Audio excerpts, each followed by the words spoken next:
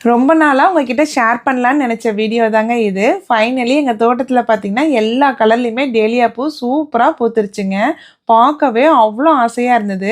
இது எல்லாமே பார்த்தீங்கன்னா, பெரினியல் தான். லாஸ்ட் இயர் வச்சிருந்ததே பார்த்தீங்கன்னா, இந்த வருஷமும் சூப்பரா தழைஞ்சு வந்துருச்சு. இந்த வருஷம் பார்த்தீங்கன்னா, கொஞ்சம் டிஃப்ரெண்ட்டான கலர்ஸ் மட்டும் வாங்கி வச்சிருந்தேன். எல்லாமே கிழங்கா தாங்க வாங்கி வச்சேன். என்ன பண்ணணும் அப்டின்னா, கிழங்கு வந்து மண்ல தோண்டி வச்சுட்டு, கொஞ்சம் பிளான்ட் ஃபுட் போட்டுட்டு, பாட்டிங் மிக்ஸ் போட்டுட்டு, நேட்டிவ் சாயில் போட்டு மூடி வச்சிட்டிங்கன்னா அவ்வளோதான். சூப்பரா ஜம்முன்னு தழைஞ்சு வந்துருங்க. நம்ம கரெக்ட்டா ஸ்ப்ரிங்ல பிளான் பண்ணோம் அப்டின்னா, டில் ஃபால் வரைக்கும் பார்த்தீங்கன்னா, ஏகப்பட்ட பூ பூக்குங்க. பார்க்கவே அவ்ளோ அழகா இருக்கும்.